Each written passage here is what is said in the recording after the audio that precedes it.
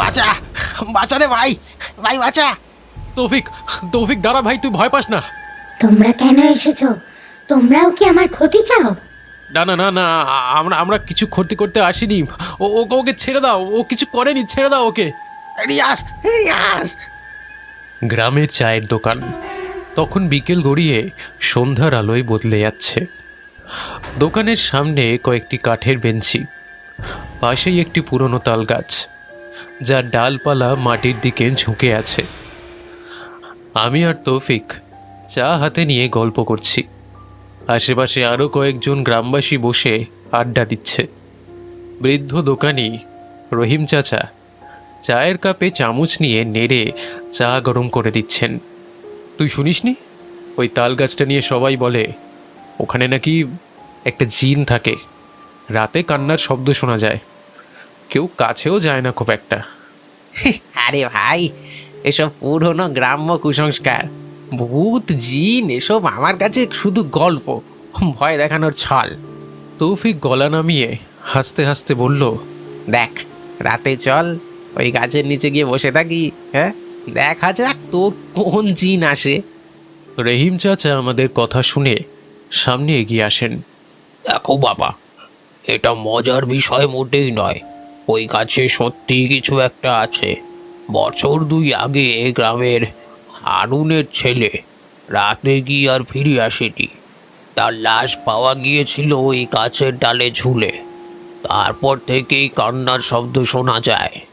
সবাই চুপ হয়ে যায়, কেউ আর তৌফিকের কথার জবাব দেয় না। রহিম চাচার ভয়াবহ কণ্ঠের সাথে সন্ধ্যার ঘন অন্ধকার চারপাশে একটা শীতল অনুভূতি এনে দেয়। চাচা, তাহলে ওখানে কেউ গেলে কি হয়? অনেক সাহসী লোকই গেছে, কিন্তু কেউ ফিরে এসেছে ভয় পেয়ে, কেউ বা আর ফিরেই আসেনি। যে জিন আছে সে রাতে কান্না করে, আর যারা সেই কান্না শুনতে পায় তাদের সে নিজের মতো করে নিয়ে যায়। তোমরা সবাই ভয় দেখাতে ওস্তাদ, হ্যাঁ?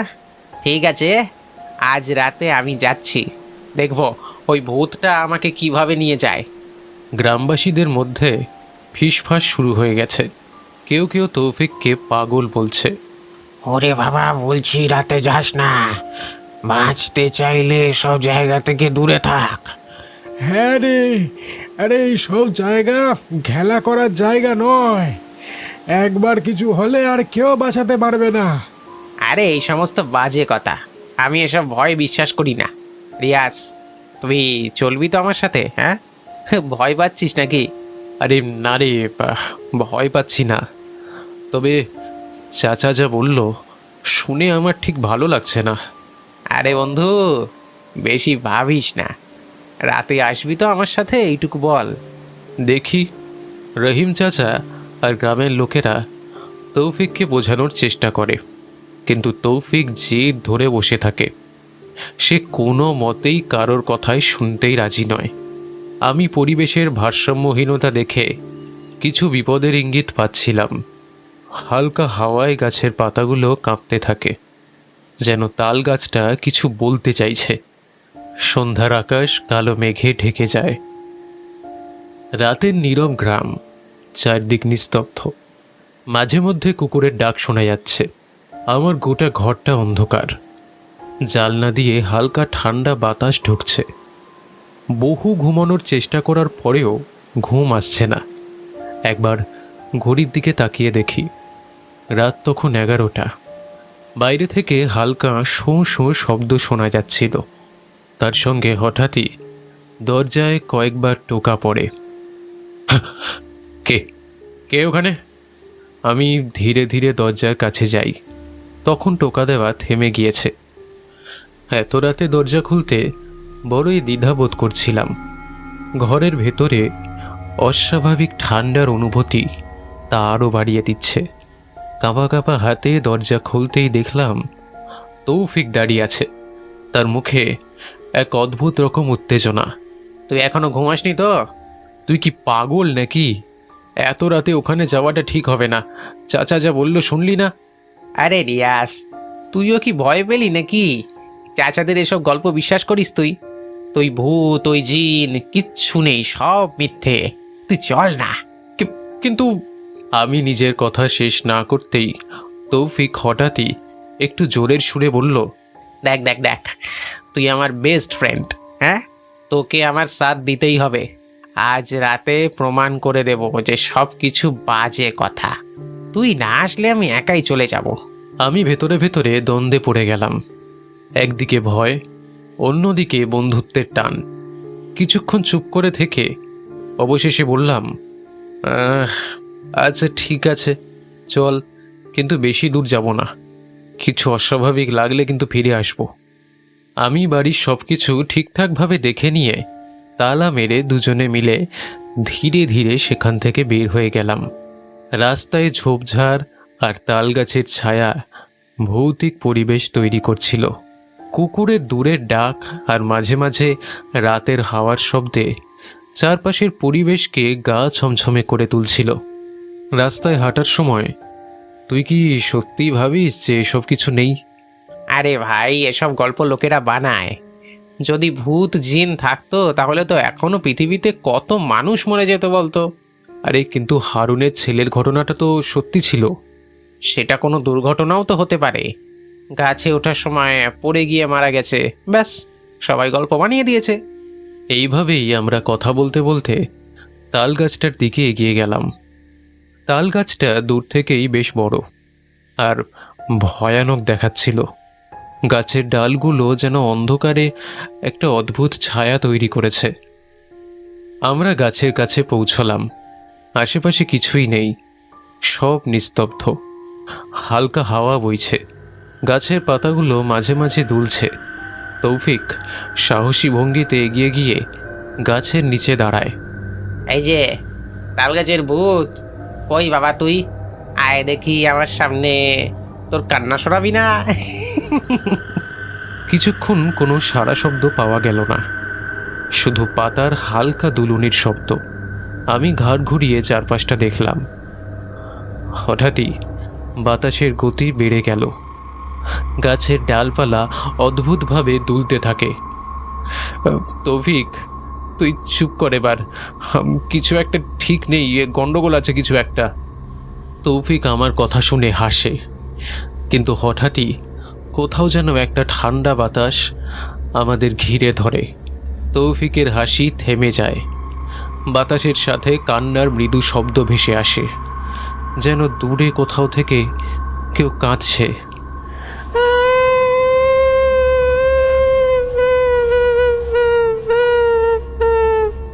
এই একটা কান্নার শব্দ আসছে না? এটা কোথা থেকে আসছে বলতো? বলেছিলাম তো এখানে আসিস না, চল চল ফিরে যাই। তৌফিক কিছু একটা বলতে যাবে, ঠিক তখনই হঠাৎ গাছের ডাল থেকে একটা অদৃশ্য শক্তি তৌফিককে উপরের দিকে টেনে তুলে ফেলে দেয়। সে চিৎকার করতে থাকে। আমি আতঙ্কিত হয়ে দেখতে থাকি। বাঁচা, বাঁচা রে ভাই। তৌফিক, তৌফিক তুই ভয় পাস না। আমি দৌড়ে তৌফিকের দিকে যাওয়ার চেষ্টা করি, কিন্তু সেই অদৃশ্য শক্তি আমার সামনে একটা কালো ছায়ার আকার নেয়। ছায়ার মধ্যে একটা মৃদু কণ্ঠে কান্নার শব্দ ভেসে আসে।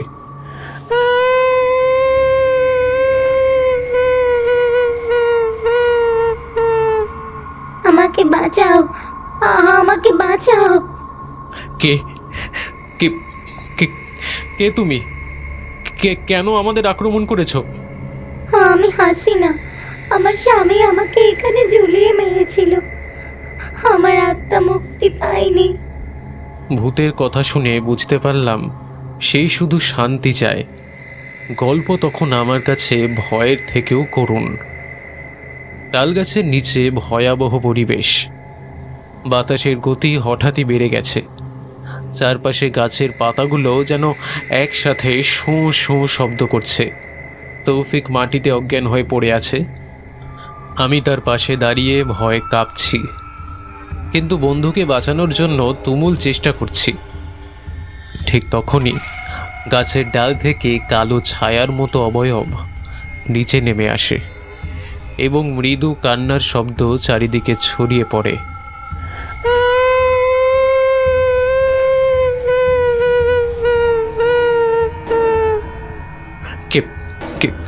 কে কে আছো?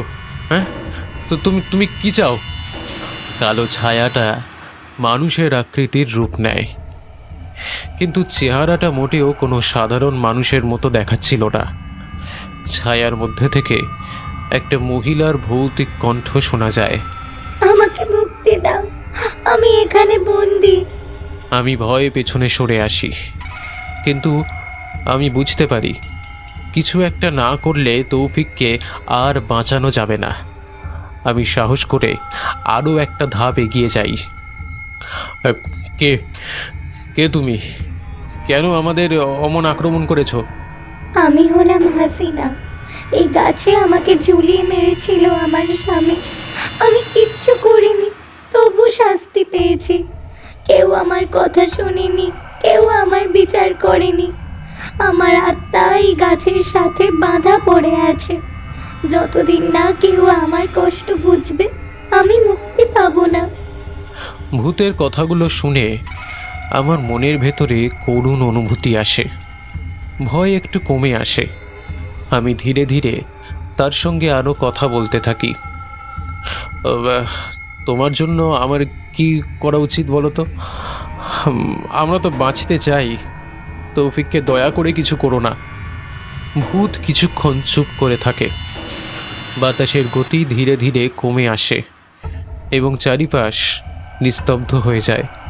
আমার জন্য দোয়া করো, আমার আত্মার শান্তি কামনা করো, তবেই আমি মুক্তি পাবো। তৌফিক, এই তৌফিক, আরে ওঠ না, চোখ খোল, আমরা বেঁচে আছি। তৌফিক ধীরে ধীরে চোখ খুলে উঠে বসে, মুখে তার ভয়ের ছাপ। কিছু বলতে গিয়েও সে বলতে পারে না। আমি তাকে সান্ত্বনা দিলাম। কি কি হয়েছিল? আমি মরে যাইনি তো? না রে বন্ধু, তুই বেঁচে আছিস। তবে এবার বুঝতে পারলি তো ভূতের গল্পগুলো সব মিথ্যে না। আমরা দুজনে ধীরে ধীরে উঠে দাঁড়ালাম এবং তাল গাছের দিকে তাকিয়ে বললাম, আমরা তোমার জন্য প্রার্থনা করব, তোমার আত্মা যেন শান্তি পায়। ভূতের ছায়ামূর্তি ধীরে ধীরে মিলিয়ে যেতে থাকে। বাতাস একেবারে থেমে যায়, গাছের ডালপালা স্থির হয়ে যায়, আর চারপাশে নিস্তব্ধতা নেমে আসে। আমি ও তৌফিক ধীরে ধীরে গ্রামের দিকে হাঁটতে শুরু করি। দুজনেই চিন্তিত, কিন্তু আমরা জানি এই ঘটনার পর হাসিনার আত্মার মুক্তির জন্য কিছু একটা করতে হবে। রাত পেরিয়ে ভোরের আলো ফুটেছে। চারপাশে একটা অদ্ভুত নিস্তব্ধতা। গ্রামের পথ ধরে ক্লান্ত ও চিন্তিত আমি আর তৌফিক ধীরে ধীরে হেঁটে চলেছি। তৌফিক কিছুটা ভীত, তবে কৃতজ্ঞ যে সে বেঁচে ফিরেছে। আমরা রহিম চাচার দোকানের দিকে এগোতে থাকি। দোকান তখন খোলা। রহিম চাচা সবে চা বানানোর প্রস্তুতি নিচ্ছেন। আরে, তোমরা এত সকালে এখানে? রাতে কি সত্যি গাছের কাছে গিয়েছিলে নাকি? রহিম চাচার কণ্ঠেই উদ্বেগ। তিনি বুঝতে পারছেন কিছু একটা হয়েছে। আমরা ধীরে ধীরে সামনে গিয়ে চুপ করে দাঁড়াই। হ্যাঁ চাচা, গিয়েছিলাম। আপনার কথাগুলো মিথ্যে ছিল না। আমরা কান্নার শব্দ শুনেছি, এমনকি জিন আমাদের ওপর আক্রমণ পর্যন্ত করেছে, এবং তার কিছুক্ষণ পরেই তৌফিক অজ্ঞান হয়ে গেল। চাচা, আমি ভেবেছিলাম সবকটা গল্প মিথ্যে একেবারে, কিন্তু সেখানে সত্যি কিছু একটা আছে। ওই গাছের নিচে একটা আত্মা আটকে আছে, সে শুধু মুক্তি চায়। এই কথা শুনে দোকানে উপস্থিত গ্রামবাসীরা ভয় ফিসফিস করতে শুরু করলো। সবাই একে অপরের দিকে তাকিয়ে নিজেদের মধ্যে কথা বলে। তাই তো বলি, ওই গাছ নিয়ে যা যা শুনতাম, তাহলে কি তাই সত্যি ছিল? বছরের পর বছর আমরা শুধু ভয় পেয়েছি, কিন্তু কোনো সমাধান করিনি কখনো। যদি সত্যি ওই আত্মা শান্তি চায়, তাহলে আমাদের কিছু একটা তো করতে হবে। কেউ বন্দি অবস্থায় থাকতে পারে না, অন্তত আমরা সেটা হতে দিতে পারি না। রহিম চাচার কথায় মাথা নেড়ে আরও উৎসাহের সঙ্গে বলে উঠলাম, হ্যাঁ চাচা, সে বলেছিল যদি আমরা তার জন্য দোয়া করি, প্রার্থনা করি, তাহলে সে মুক্তি পাবে। আমি ভাবছি সবাই মিলে গাছের নিচে গিয়ে তার আত্মার জন্য দোয়া করলে হয়তো সে মুক্তি পেতে পারে। গ্রামের সবাই কিছুক্ষণ চুপ থাকে। কেউ কেউ ভয় পাচ্ছে, কেউ দ্বিধাগ্রস্ত। তবে রহিম চাচা সাহসের সাথে এগিয়ে আসেন। ঠিক বলেছ রিয়াজ, দেখো ভয় পাওয়াটা কোনো সমাধান নয়। আজকে রাতে আমরা সবাই মিলে গাছের নিচে গিয়ে তার জন্য দোয়া করব। কিন্তু যদি আবার কিছু ঘটে? কোনো ক্ষতি করতে চায় না সে, ও শুধু শান্তি চায়। আমরা যদি একসাথে থাকি তাহলে কিচ্ছু হবে না। গ্রামবাসীরা একে একে রাজি হয়। হ্যাঁ চাচা, আমি ভাবতেই পারিনি এমন কিছু দেখতে পাবো। আমরা সবাই সিদ্ধান্ত নিলাম যে রাতে আমরা তালগাছের কাছে যাব। রাত নামার সাথে সাথে গ্রামে এক ভৌতিক নীরবতা। গ্রামের লোকেরা মশাল জ্বালিয়ে তালগাছের দিকে রওনা হয়। সবার মধ্যে ভয় মিশ্রিত কৌতূহল কাজ করছে, কিন্তু সবাই জানে এই প্রার্থনা হাসিনার আত্মাকে মুক্তি দেবে। তালগাছের নিচে গিয়ে সবাই গোল হয়ে দাঁড়ালেন। আমি আর রহিম চাচা দোয়া শুরু করলাম। সবাই একসাথে হাত তুলে প্রার্থনা করে। হালকা বাতাস বইতে থাকে, আর কিছুক্ষণ পর বাতাসের সাথে একটা মৃদু কান্নার শব্দ শুনতে পাওয়া গেল। কিন্তু এবার সেই কান্নায় যন্ত্রণা নেই, বরং যেন একটু শান্তির সুর। দোয়া শেষ হলে বাতাস একেবারে থেমে যায়। গাছের ডালগুলো আর দুলছে না। সেই কালো ছায়া যেটা তৌফিক আর আমি দেখেছিলাম ধীরে ধীরে গাছের চারপাশ থেকে মিলিয়ে যাচ্ছে। ও চলে গেছে, মুক্তি পেয়েছে। আমরা সবাই স্বস্তির নিঃশ্বাস ছাড়লাম। কেউ কেউ আশেপাশে তাকিয়ে দেখে, তখন সব কিছু স্বাভাবিক হয়ে গেছে। আজ থেকে এই গাছে আর ভয় নয়, বরং আমাদের জন্য শান্তির প্রতীক হয়ে থাকবে এই গাছ। গ্রামের মানুষরা ধীরে ধীরে বাড়ির দিকে রওনা দেয়। সবাই ভীত ছিল, কিন্তু এখন তাদের মনে এক ধরনের প্রশান্তি কাজ করছে। পরের দিন ভোরে গ্রামের আকাশে হালকা মলিন কুয়াশা। আমি আর তৌফিক রহিম চাচার দোকানের সামনে বসে আছি, আলোচনা করছি যে কাল রাতের ঘটনার পরে গ্রামে এক ধরনের শান্ত পরিবেশ বিরাজ করছে। রহিম চাচা চা বানাচ্ছেন। গ্রামের মানুষ ইতিমধ্যেই দোকানে এসে জড়ো হয়েছে। তোরা অনেক বড় কাজ করেছিস রে রিয়াজ। সাহস না দেখালে হয়তো হাসিনার আত্মা কখনোই মুক্তি পেত না। কালকে রাতে আগে পর্যন্ত এসব আমি বিশ্বাস করতাম না, এখন বুঝলাম সব কিছুর একটা কারণ থাকে। রহিম চাচা মৃদু হেসে এক কাপ চা তুলে দেয় আমার দিকে। অনেক সময় আমরা যা দেখি না সেটা হয়তো মানতে পারি না, কিন্তু তুই দেখেছিস, বুঝেছিস, আর সাহস দেখিয়ে সবার জন্য ভালো কিছু করেছিস। গ্রামবাসীরা তখন আমাদের গল্প শুনতে আগ্রহী। চারপাশে মানুষ জমে উঠেছে। একজন গ্রামবাসী এগিয়ে এসে প্রশ্ন করে, তোমরা যখন গাছের কাছে ছিলে তখন কি খুব ভয় পেয়েছিলে? ভয় তো পেয়েছিলামই, কিন্তু যখন বুঝলাম যে হাসিনা শুধু শান্তি চায় তখন ভয়টা কেটে গিয়েছিল। ও প্রতিশোধ নিতে আসেনি। এখন গাছটা কি আর ভয়ঙ্কর থাকবে না? না, এখন আর কিছু হবে না। ওই গাছ আমাদের কাছে শুধু একটা সাধারণ তাল গাছ। ওর নিচে যে কান্না শব্দ শোনা যেত তা শেষ। গ্রামবাসীরা নিজেদের মধ্যে ফিসফাস করতে থাকে। তাদের কথায় এক স্বস্তির ছাপ। গ্রামবাসীদের মধ্যে একজন প্রস্তাব দেয়, আমার মনে হয় গাছের পাশে একটা ওই ছোট প্রার্থনা স্থল বানানো উচিত, যাতে গ্রামের মানুষ সেখানে গিয়ে প্রার্থনা করতে পারে। এটা আমাদের ভয় কাটাতে সাহায্য করবে। ভালো প্রস্তাব। এটা হলে গ্রামবাসীরা শান্তি পাবে, আর এটা আমাদের একতা বজায় রাখবে। সবাই একমত হয়। গ্রামের কয়েকজন মিলে গাছের পাশে মন্দির বানানোর পরিকল্পনা শুরু করে। চা খাওয়ার সময় তৌফিক একটা গভীর চিন্তায় মগ্ন হয়ে পড়ে। আমি তা লক্ষ্য করতে পারি। কি ভাবছিস কি এত? দোস্ত, ভাবছিলাম আমরা কত কিছুই না বুঝি উপেক্ষা করি। আমি যদি তখন তোর কথা না শুনে একা গাছের কাছে যেতাম, হয়তো আজ এইভাবে বসে থাকতে পারতাম না। সত্যি বলতে আমিও ভয় পেয়েছিলাম, কিন্তু তুই ছিলি বলে সাহসটা পেয়েছি। এবার থেকে আর কোনো কুসংস্কার নিয়ে হাসাহাসি করব না। কিছু জিনিস তো আছেই যেগুলো আমরা বুঝি না, কিন্তু তার মানে এই নয় যে সেগুলো মিথ্যে। হ্যাঁ, ঠিক বলেছিস। আর তুই তো এখন পুরো গ্রামের কাছে হিরো। তৌফিক হালকা হেসে ফেলে। এইভাবে ভয়, সন্দেহ আর কুসংস্কার কাটিয়ে গ্রামবাসীরা আবার স্বাভাবিক জীবনে ফিরতে শুরু করে।